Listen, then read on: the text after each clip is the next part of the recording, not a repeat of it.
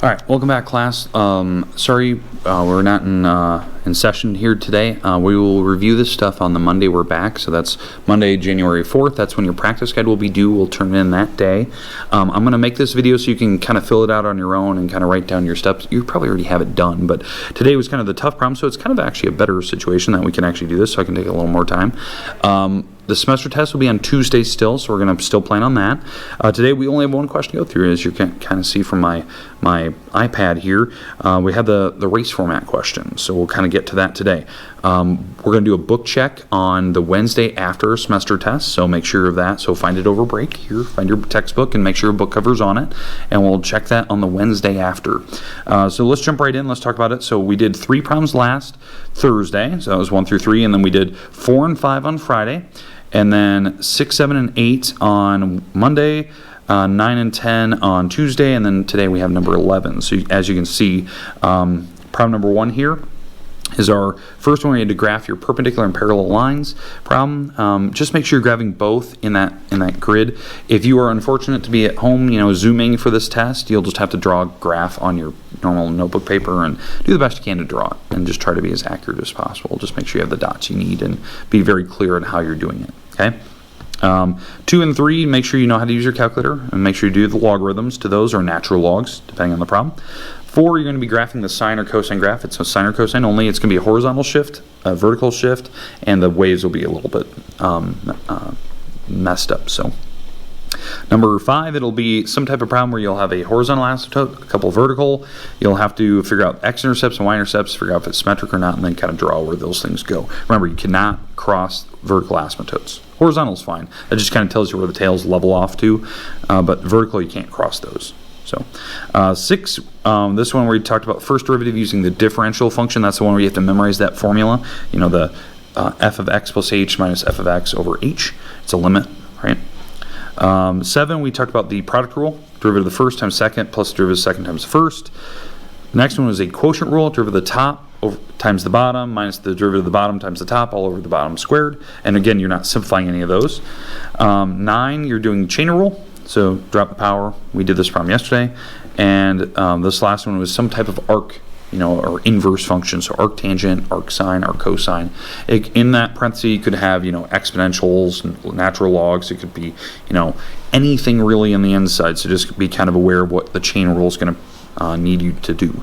Okay, but those are all the problems we've done the last 4 days of review. So today we only have 1 problem, so we're going to do the last one, and this is kind of a doozy. We are finding the second derivative, but we're writing in race format. Now, if you don't remember what race format is, so again, race format stands for, R stands for restate the question and answer it. So R and A. So it is restate and answer in the first sentence. So what is the second derivative of the following function? So your sentence that you're going to type, and I'll do it here in a second. I'll actually type this out so you can kind of see it, is the second derivative for the function is, and then boom, you type it out or write it out by hand, okay? And then you explain the process you did. Now, when you do this, you have to clarify or cite your work, so try to, explain the rules you're doing. I know that it can be lengthy. You're not gonna try to go super in depth. You're just gonna explain, okay, I'm using, quotient rule, or I'm using product rule, or I did this method before I started the problem, that type of thing. And then the last step is to explain or expand upon your knowledge, or say different methods you could have used, where you go a little bit further than you need to. This problem's worth 10 points, so it's not anything crazy compared to the other problems we've been doing. Some of the problems are worth that. This is just where you just have to put it in race format, write it in full sentence form, all that. When I do this problem, what I would do first, I would actually foil that bottom out, because it's got a power of 2 on it. And then I would long divide this. I know it seems a little weird. I would actually long divide. The reason being is that it can make your problem smaller if it works out.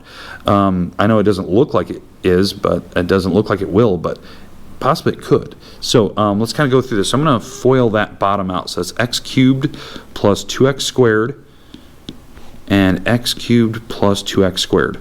Okay, so that's what that bottom means, right? It's the power of 2. So if I square this, so I'm going to FOIL first, outer, inner, last, just to see what this polynomial on the bottom turns out to be. It turns out to be x to the 6, because again, that's first, right? And then outer is going to be 2x to the 5th, and then inner is 2x to the 5th. If it lets me write that, 5. And then the last is, what, 4x to the 4th? So there is the denominator. Now, if you want to simplify that, I know that those, combine to make 4x to the 5ths and 4x to the 4ths. So this is the denominator. That's the bottom that you have. I think this just looks a little more clean when you do it, when you write it out like that. Again, that's just kind of based on laws of exponents, really.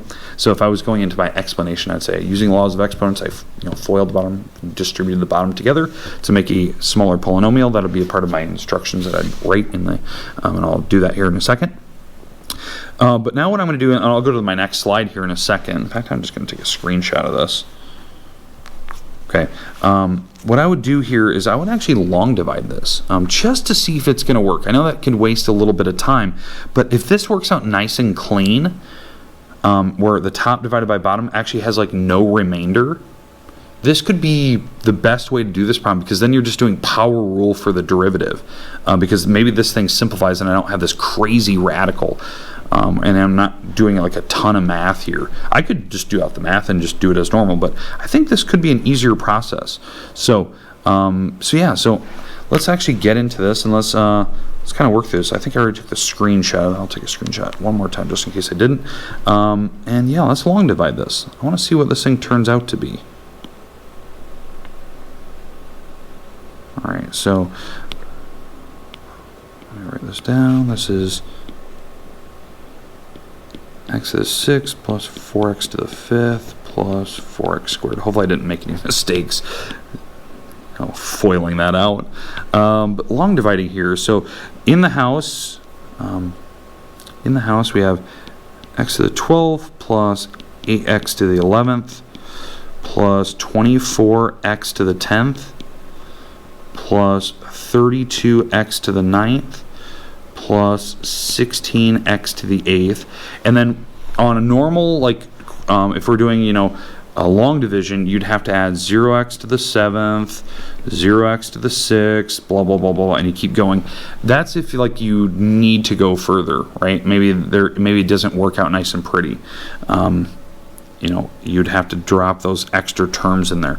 But on the outside, this is my divisor, what I'm dividing by, 4x to the 5th and 4x squared. And on that particular, that should be 4x to the 4th. I wrote that wrong, sorry. 4x to the 4th.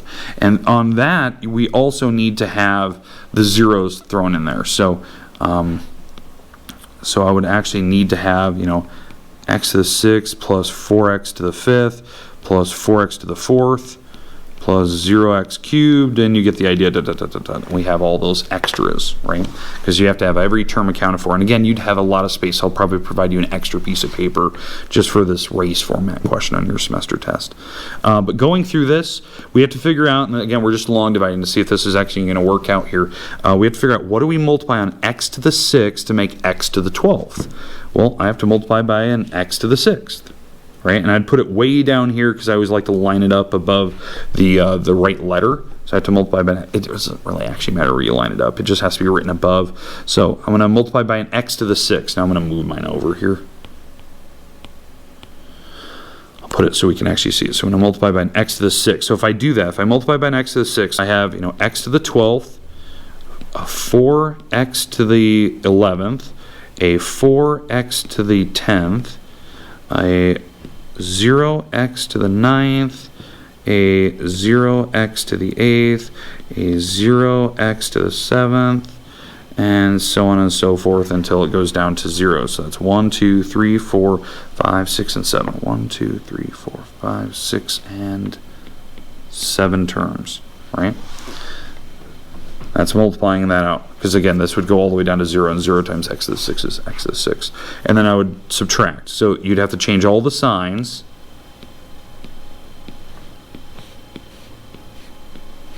Change all the signs, and then we subtract straight down, right? Because that's how you do long division. You subtract technically straight down.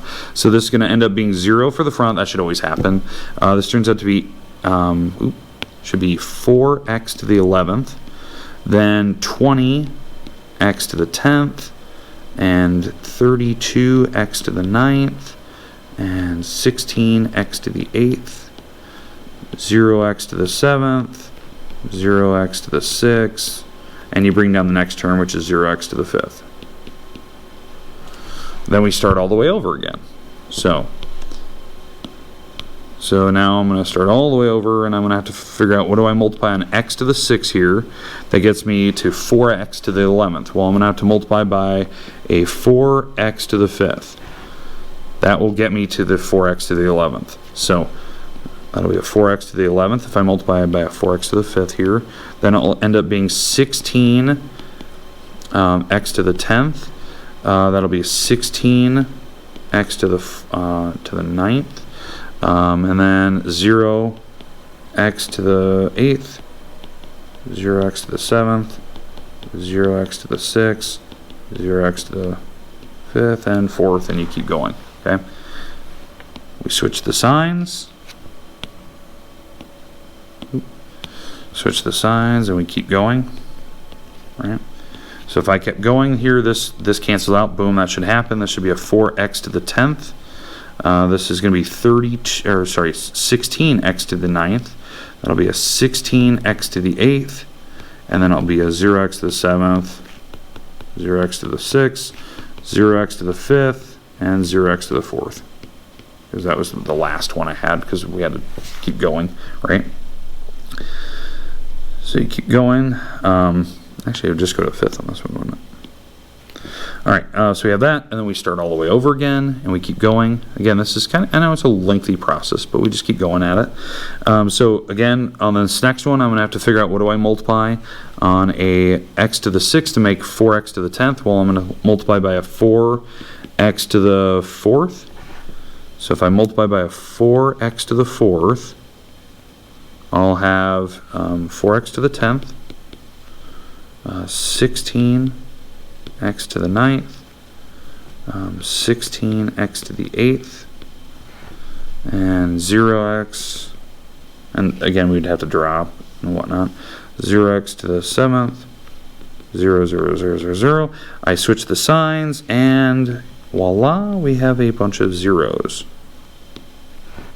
to everything. Like everything cancels out. So what you're seeing up here, this thing right here, I'm going to write it out.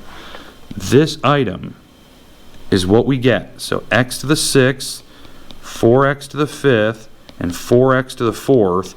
This is what we ended up with in the end on my problem.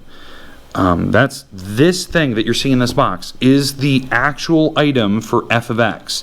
This is the same exact item. It's the instead of writing the fraction, it's just this polynomial. It actually worked out nice and clean. There's zeros. So the second derivative of this function is super easy to find. It's just a power rule. Now, when you're explaining this on your race format, you would just explain that you did long division, right? How long division works. You put the dividend in the house, divisor on the outside. You work your way through the problem, and you just explain this right in words. You don't have to write all this stuff that I'm showing you here by hand.